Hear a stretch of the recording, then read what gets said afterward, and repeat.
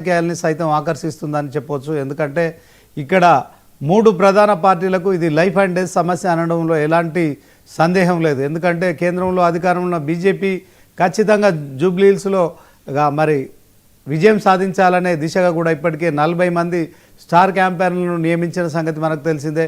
అయితే అదే క్రమంలో కాంగ్రెస్ కూడా మరి జాతీయ నాయకులను కూడా మరి జూబ్లీ హిల్స్లో ప్రచారానికి వినియోగిస్తోంది. ఇక బీఆర్ఎస్ కూడా అంటే 40 మంది చొప్పున కూడా స్టార్ క్యాంపెయినర్లను నిర్ణయిస్తూ కూడా ఈ ప్రచారానికి వినియోగిస్తూ కూడా మూడు పార్టీలు కూడా మరి స్టార్ క్యాంపెయినర్ల లిస్టు విడుదల చేశారు. సో తెలంగాణలో జూబ్లీ హిల్స్కి సంబంధించి రాజకీయాలు వేడెక్కుతున్నాయి. మూడు ప్రధాన పార్టీలు గెలుపు మాదంటే మాదని మరి ధీమా వ్యక్తం చేస్తూ ప్రచారం చేస్తున్న నేపథ్యంలో సో నిన్నటి వరకు నామినేషన్ల ప్రక్రియ అయితే పూర్తయిపోయింది. సో అయితే ఈ నామినేషన్ల విషయంలో కూడా మరి దేశంలో ఎక్కడా లేని విధంగా కూడా నామినేషన్లు ఇక్కడ దాఖలు కావడం మనం గమనించవచ్చు. సో సుమారు 300 పైగా అభ్యర్థుల యొక్క జూబ్లీ హిల్స్లో నామినేషన్ వేయడానికి మరి ఉత్సాహం చూపించారు. సో మొత్తానికి ఈ ఉత్సాహం వెనుక కారణం ఏంటి, మరి వీళ్ళు నామినేషన్ వేస్తూ మరి వారు ఏం చెప్పబోతున్నారు, ఇదే అంశంలో ఈరోజు బిగ్ డిబేటు.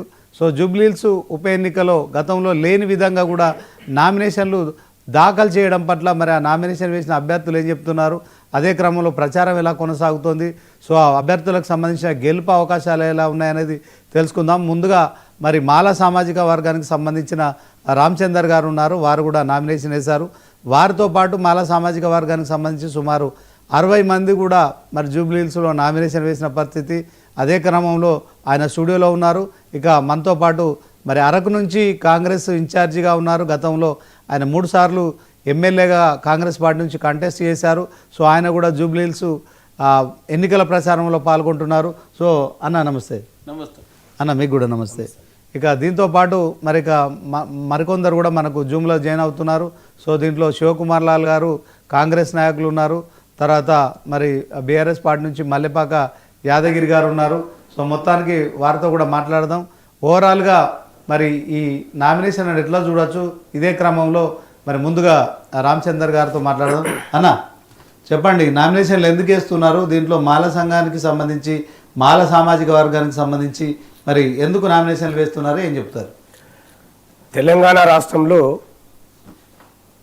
రాష్ట్ర ప్రభుత్వం కాంగ్రెస్ పార్టీ తీసుకొచ్చినటువంటి ఎస్సీ వర్గీకరణ విధం అనేది, దానివల్ల వర్గీకరణ ఏదైతే ఏప్రిల్ 14 తారీఖు డాక్టర్ బాబాసాహెబ్ అంబేద్కర్ పుట్టినరోజు మరి ఏదైతే జీవో తీసుకొచ్చారో ఆ జీవో వలన మాల అనుబంధ కులాలకు తీవ్ర అన్యాయం జరుగుతుంది.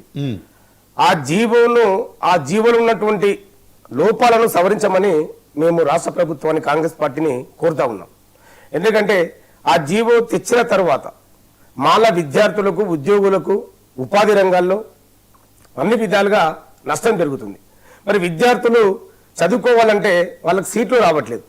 డిగ్రీలో కానీ, పీజీలో కానీ, ఎల్ఎల్బిలో కానీ, ఎల్ఎల్ఎంలో కానీ, పిహెచ్డీలో కానీ అన్ని రంగాల్లో కూడా మరి విద్యార్థులు చాలా నష్టం పోతున్నారు. కాబట్టి మేము ప్రభుత్వానికి విన్నమించినాం. మన ఏదైతే కాంగ్రెస్ పార్టీ అధ్యక్షులు ఉన్నారో మహేష్ గౌడ్ గారు, వారికి రిప్రజెంటేషన్ ఇవ్వడం జరిగింది. మరి ఏదైతే మాకు అన్యాయం జరుగుతుందో ఆ అన్యాయాన్ని సవరించాలని చెప్పేసి మేము వారిని కోరడం జరిగింది. మరి వారు ఇప్పటి వరకు ఎలాంటి స్పందన లేదు. కాబట్టి ఏదైతే ఎస్సీ వర్గీకరణ అంశం ఉందో అది పార్లమెంటుకు విరుద్ధంగా ఉంది.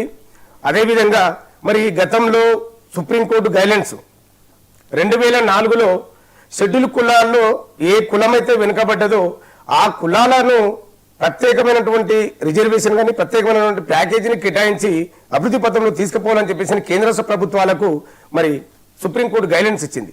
మరి దానిని పక్కన పెట్టి ఈ రోజు సుప్రీంకోర్టు మొన్న జరిగినటువంటిది ఏదైతే మనకు ఆగస్టు 1వ తారీఖు రోజు ఇచ్చినటువంటి సుప్రీంకోర్టు గైడ్లైన్స్ కూడా మరి రాష్ట్ర ప్రభుత్వము సరైన పద్ధతిలో తీసుకెళ్లలేదు.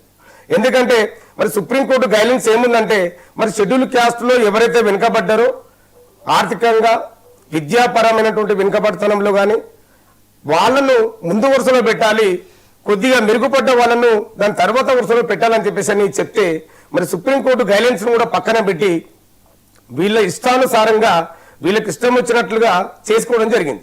దాని ద్వారానే మరి ఏదైతే విద్యార్థులకు, మాల విద్యార్థులకు, తర్వాత షెడ్యూల్ క్యాస్ట్లో ఉన్నటువంటి ఇంకా మిగతా కులాలకు గ్రూప్ 1లో 15 కులాలను పెట్టి 1% రిజర్వేషన్ కల్పించారు. మరి గ్రూప్ 2లో 18 కులాలకు 9% రిజర్వేషన్ కల్పించారు, వాళ్ళకు 2 రోస్టర్ పాయింట్ ఇచ్చారు. మరి గ్రూప్ 3లో మరి మాల అనుబంధ కులాలను 26 కులాలను పెట్టి వాళ్లకు మరి 5% రిజర్వేషన్ కల్పించారు.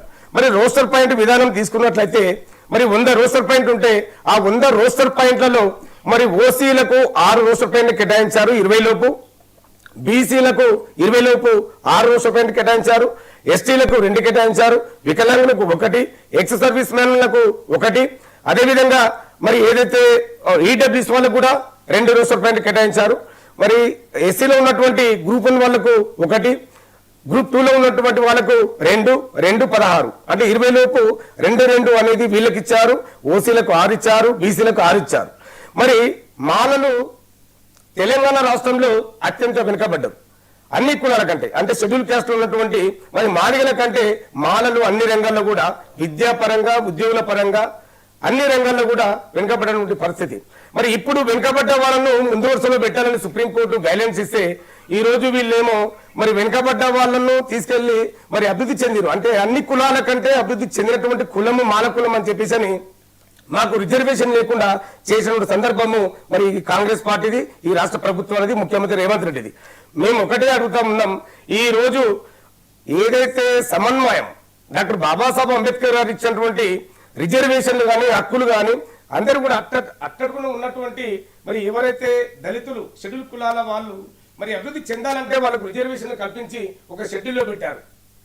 దాని ద్వారా మీరు చేయాలనుకుంటే ఈ రోజు మరి పార్లమెంటులో బిల్లు పెట్టి వర్గీకరణ చేయాలి, చట్టబద్ధత అనేది కల్పించాలి. ఈ రోజు ఈడబ్ల్యూఎస్ వాళ్లకు 10% రిజర్వేషన్లు కల్పిస్తే వాళ్ళకు చట్టబద్ధత కల్పించారు, పార్లమెంటులో బిల్లు పెట్టి పాస్ చేసి ఈ రోజు చట్టబద్ధ కల్పిస్తుంది. మరి ఈ రోజు ఎస్సీలను యొక్క వర్గీకరణ అనేది మరి చట్టసభలో ఎందుకు పెట్టలేదు, ఎక్కడైతే పార్లమెంటులో పెట్టి మరి ఎందుకు చేయలేదని చెప్పేసి అని ఈ రాష్ట్ర ప్రభుత్వాన్ని మేము అడుగుతూ ఉన్నాం. కాబట్టి ఇక్కడ మాకు అన్యాయం జరుగుతుంది కాబట్టి మరి ఏదైతే రోస్టర్ పాయింట్లో 20 లోపు రోస్టర్ పాయింట్లు మాకు 2 కేటాయించాలి, అది 3, 13 కేటాయించాలి. దాని తర్వాత రిజర్వేషన్ శాతాన్ని కూడా 5 నుంచి 8% పెంచాలని మేము డిమాండ్ చేస్తా ఉన్నాం. ఇంకొక విషయం ఏంటంటే మరి చేవెళ్ళ డిక్లరేషన్లో కాంగ్రెస్ పార్టీ మేనిఫెస్టోనే ఉంది.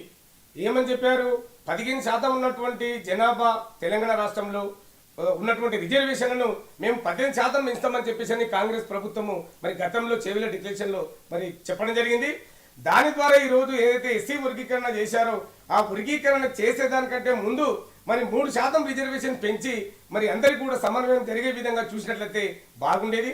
కాబట్టి ఈ రోజు తెలంగాణలో ఉన్నటువంటి మాలలు 30 లక్షల మాలల యొక్క ఓట్లు మీకు అవసరం లేదా? ఈ రోజు 30 లక్షల మంది మాలల యొక్క గొంతును కూర్చున్నటువంటి కాంగ్రెస్ ప్రభుత్వాన్ని మేము ఓడించాలని చెప్పేసి కంకణం కట్టుకున్నాము. కాబట్టి ఈ రోజు మరి ఏదైతే బై ఎలక్షన్స్ జూబ్లీస్ ఉందో ఆ జూబ్లీస్ లో మేము ఈ రోజు 50 మంది మీ నామినేషన్లు వేయడం జరిగింది.